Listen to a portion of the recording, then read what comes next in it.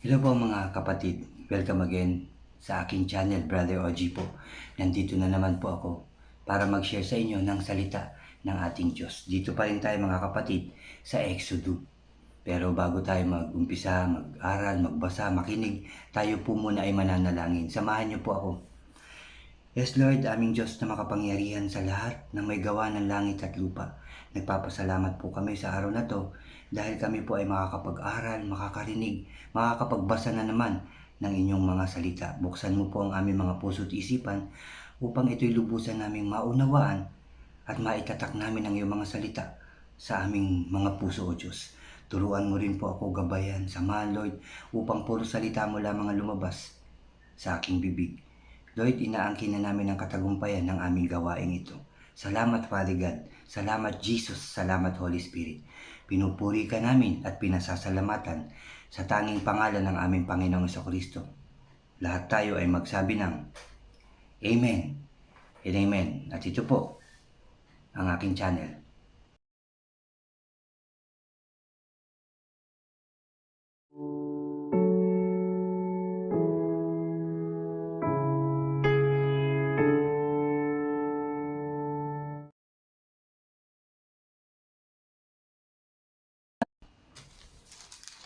Hello po mga kapatid. Welcome again sa aking channel. At dyan po sa mga bago sa aking channel, huwag niyo pong kalimutan na mag-subscribe po kayo. Paki-like and share niyo po ang aking mga videos. Paki-click na rin ang notification bell para lagi po kayong updated sa mga bago ko pang i-upload. Salamat po mga kapatid, salamat po. Last time, shinare ko sa inyo ang chapter 12 na may pamagat na ang pista ng paksaw, at ang pista ng tinapay na walang pampaalsa. Ang unang Paskwa, mga kapatid, sorry po dun sa pagkabanggit ko nga pala dito sa Paskwa. Minsan nasasabi ko po ang paksaw, sorry po, Paskwa po, Paskwa. Tapos ang huling salot, namatay ang lahat ng panganay, mga kapatid. Tapos nandyan din ang pag-alis ng mga Israelita sa Ehipto at ang mga tuntunin tungkol sa Paskwa, mga kapatid. Dito sa chapter 13, mga kapatid, may pamagat po itong ang pagtatalaga sa panganay, ang pista ng tinapay na walang pampaalsa, at nandyan din ang mga panganay na lalaki, ang haliging apoy at ulap. Mag-umpisa na po tayo mga kapatid. Chapter 13 verse 1. Sabi po dito, sinabi ni Yahweh kay Moses, ilaan ninyo sa akin ang mga panganay, sapagkat akin ang lahat ng panganay na lalaki sa Israel, maging tao o hayop. Sabi ng ating Diyos yan, mga kapatid. Sabi pa dito, ang pista ng tinapay na walang pampaalsa. Chapter 3, verse 3 po, sabi po dito, sinabi naman ni Moses sa mga Israelita, aalalahanin ninyo ang araw na ito, ang inyong paglaya sa pagkaalipin sa bansang Ehipto. Alalahanin ninyo ang araw na ito, sabi niya.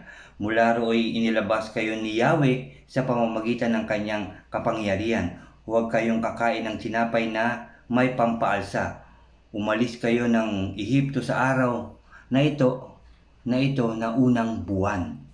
Sabi pa dito, dadalhin kayo ni Yahweh sa lupang ipinangako niya sa inyong mga ninuno, sa isang mayaman at masaganang lupain.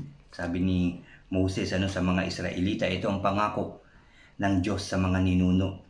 Ang lupain ng mga Kananeo, Hiteo, Amoreo, Hivita at Jebuseo. Pagdating doon, ipagdiriwang ninyo taon-taon ang araw na ito. Sabi dito, ang kakainin ninyo sa loob ng 7 araw ay tinapay na walang pampaalsa. Inulit at inulit to mga kapatid, tinapay na walang pampaalsa ang kanilang kakainin. At sa ika-7 araw ay ipagpipista ninyo si Yahweh. Tinapay na walang pampaalsa ang kakainin ninyo sa loob ng 7 araw at sa panahong iyon. Sabi dito, huwag magkakaroon ng pampaalsa o tinapay na may pampaalsa sa inyong lupain, no? Talagang paulit-ulit itong sinasabi, mga kapatid. Sa araw na iyon na sasabihin ng bawat isa sa kanyang mga anak, ginawa natin ito o ginagawa natin ito bilang pag-alala sa pagliligtas sa amin ni Yahweh nang ilabas niya kami sa Ehipto. No? Pag tinanong, bakit nyo ginagawa yan? Ito'y pag-aalala dahil sa paglabas sa amin ng Diyos sa Ehipto. Sabi pa dito, verse 9, mga kapatid, ang pag-alalang ito'y magiging isang palatandaan sa inyong kamay o sa inyong noo, upang hindi ninyo malimutan ang mga utos ni Yahweh, sapagkat inilabas niya kayo sa Ehipto sa pamamagitan ng kanyang dakilang kapangyarihan.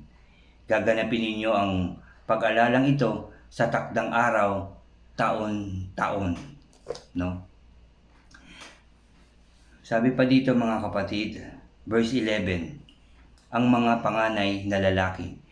Sabi dito, dadalhin kayo ni Yahweh sa lupain ng mga Kananeo, sa lupain ay pinangako niya sa inyo at sa inyong mga ninuno.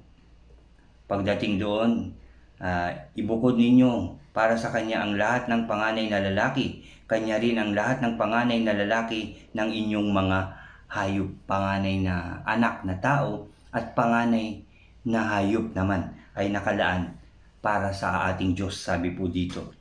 Verse 13, lahat ng panganay na lalaki ng mga asno at tutubusin ninyo ng, sabi dito, at asno ay tutubusin ninyo ng tupa. Kung ayaw ninyong tubusin, bilhin ninyo ang leeg nito. Tutubusin din ninyo ang mga anak ninyong panganay.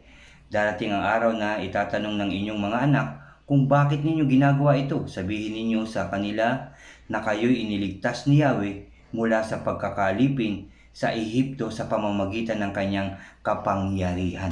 Di ba po? Marami talaga magtatanong, bakit nyo ito ginagawa? Bakit natin ito ginagawa? Ito'y pag-alala sa pagliligtas sa atin ng ating Diyos sa pamamagitan ng kanyang kapangyarihan. Ano?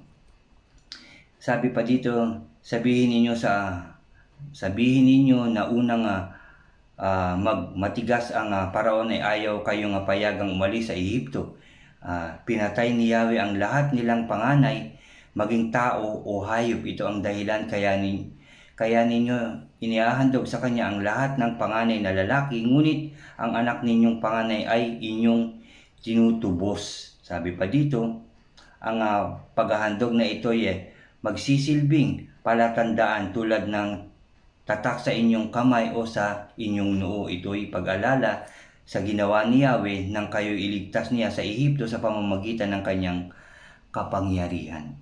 Yun ang palatandaan, mga kapatid. Verse 17, ang haliging apoy at ulap.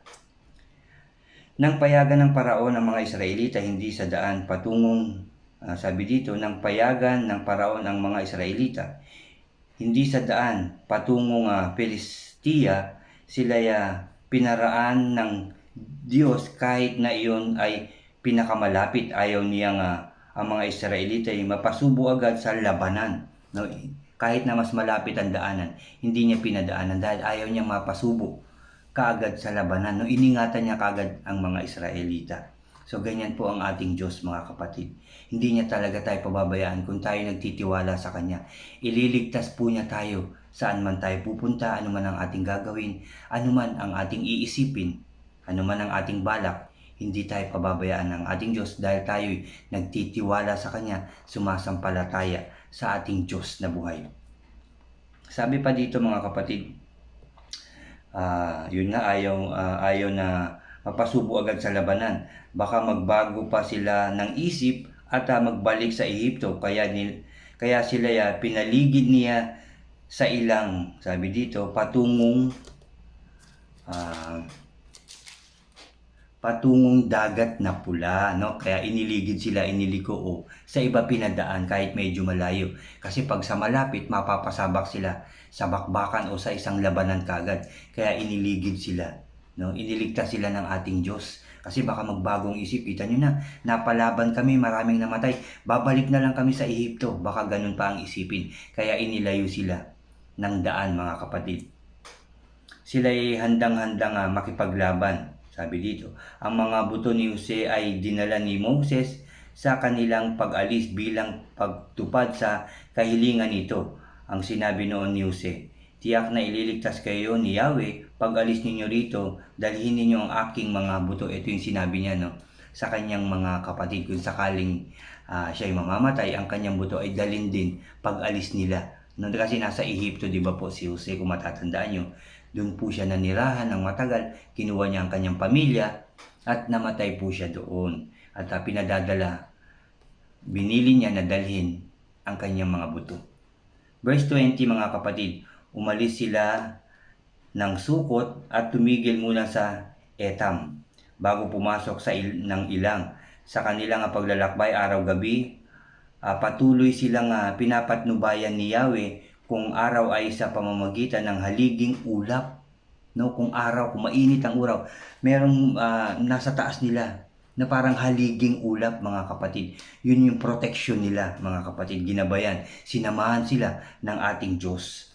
At kung gabi naman, sabi dito, at kung gabi, sa pamamagitan naman ng haliging apoy na tumatanglaw sa kanila, no? Kung gabi, kasi wala silang matatanaw sa kanilang paglalakbay, napakadilim. Kaya may haliging apoy na nakasama nila upang makita nila ang kanilang daraanan at yung kanilang grupo ay maliwanag, mga kapatid. Sabi dito, laging nasa unahan nila ang haliging ulap kung araw at ang haliging apoy kung gabi. Sinasamahan sila. Nauuna sa kanila yun, haligi yun, mga kapatid. Yun ang kanilang guide, yun ang kanilang protection, mga kapatid. Talagang hindi po sila pinabayaan ng ating Diyos, mga kapatid. Sinamahan sila sa paglalakbay nila. Kita nyo, ibis na sa malapit na sila dadaan, ngunit merong panganib na sila mapupuntahan doon sa lugar na yon, makakasagupa kumbaga. Pero inilayo sila ng ating Diyos, iningatan sila, pinaikot sila, pinaligid sila para hindi sila mapasabak o mapahamak sa kanilang daraanan. Dahil nga, sabi pa dito, baka pa sila ay magbago. Di ba kung minsan ganon din tayong mga tao. Dapat hindi talaga ako doon may nangyari pa o hindi maganda, ganyan. So babalik na lang kaya ako sa ibang araw na lang, o di ba, mga ganon. Kaya ang ginawa ng ating Diyos, inililigtas, inilayo upang hindi mapahamak. Ganon din ang gagawin sa atin ng ating Diyos. Basta tayo po ay mananalangin, lalapit sa Kanya oras-oras, humingi tayo ng protection, guidance, mga kapatid. At iingatan tayo ng ating Diyos. Ano man ang ating mga balak, ngayon sabihin natin napakarami nating isipin, ilapit natin yan sa ating Diyos. Ibigay natin yan sa Kanya. Ipagkatiwala po natin sa Kanya yan. At sigurado ko, aayusin niya, hindi niya tayo pababayaan, sasamahan niya tayo, poproteksyonan po niya tayo. Yan po ang gagawin sa atin ng ating Diyos. Lalong-lalo na ngayon, tayo'y nakikinig ng Kanyang salita, mga kapatid, tayo nagbabasa ng Kanyang salita, nananalangin tayo oras-oras, tinutupad natin yung Kanyang mga sinasabi, yung mga Kanyang utos sa atin, no? Kaya hindi po niya tayo pababayaan. Ano man ang ating hilingin sa ating Diyos, sigurado ko na yan ay Kanyang ibibigay, ipagkakaloob sa ating, lalong-lalo na kung talagang para sa atin yung ating kahilingan at maganda, at ibibigay yan ng ating Diyos sa atin, mga kapatid. Kaya magpatuloy tayong manalangin, magbasa, magbahagi ng salita ng ating Diyos, magmahalan, magpatawad, at magpakumbaba. Amen. At yan po ang katapusan ng chapter 13 na ating binasa ngayong araw na to, mga kapatid. Bukas ang chapter 14 naman. At ulitin ko lang dun sa mga nakaraang sharing ko, mga kapatid, dun sa minsan nga nagkakamali ako ng banggit dun sa Paksaw, at nasasabi ko yung imbis na Pasko ay nababanggit ko ang Paksaw. So sorry po, mga kapatid. Kaya pala minsan may nakapagsabi rin na parang mali yata yung nabanggit mo. So yun nga, sorry po, mga kapatid, at sorry sa ating Diyos, tao lang at nagkakamali din. So yun nga po, mga kapatid, ang chapter 13 na ating binasa na nagsasabi na hindi tayo talaga pababayaan ng ating Diyos. Lalo na kung talagang Diyos ang sinusunod natin, na itong gawin mo, dito ka pumunta, sinunod natin siya, sigurado ko pagtatagumpayin niya tayo. Aayusin niya 10 ng ating mga mahal sa buhay. Mga kapatid, iingatan niya tayo. Protektado tayo ng ating Diyos. At sa tuwing tayo mananalangin, dahil tayo nagbabasa, sumusunod sa Kanya, no, pakikinggan po niya ang ating panalangin. Kaya salamat po sa ating Diyos. Salamat po muli sa inyo mga kapatid. Dahil nandyan na naman kayo, handang makinig ng salita ng ating Diyos. Salamat sa ating Diyos. Salamat po sa inyo. Mga kapatid, tayo po ulit ay mananalangin. Samahan niyo po ako, ihanda natin ang ating puso't isipan sa paglapit sa ating Diyos. Magsiyoko po tayo. Aming Diyos na makapangyarihan sa lahat, maraming salamat po sa mga salita mo na binigay mo na naman sa amin ngayong araw na to.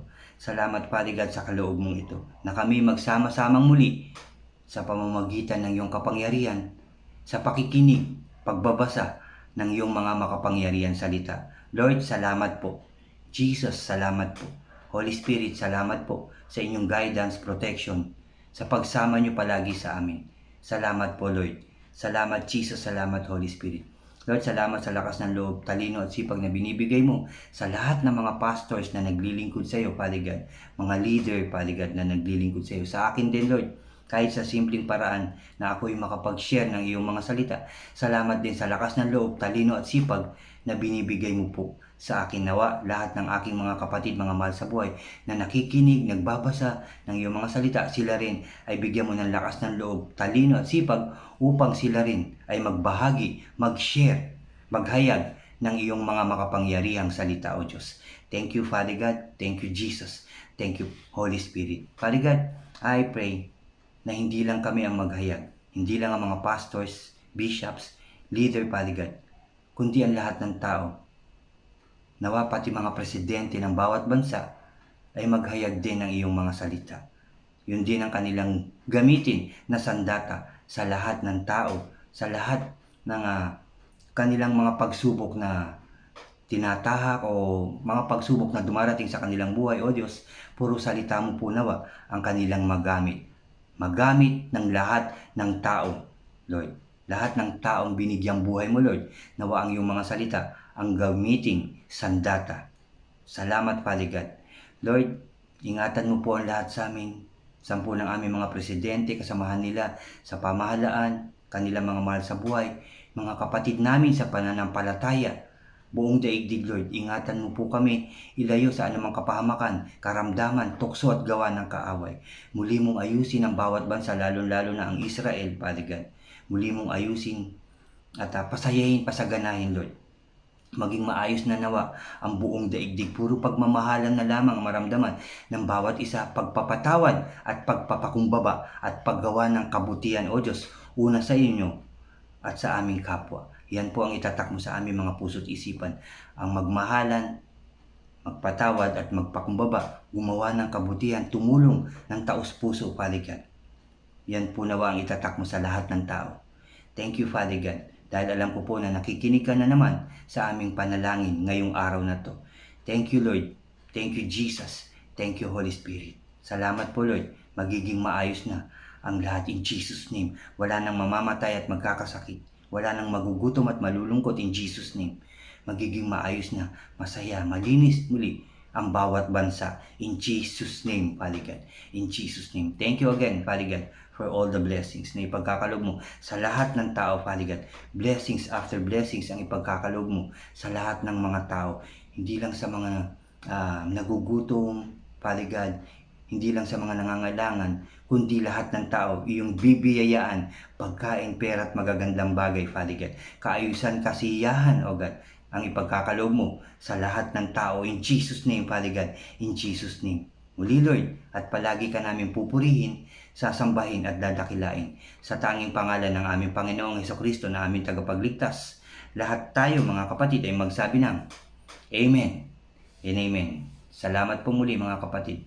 Salamat sa ating Diyos na buhay.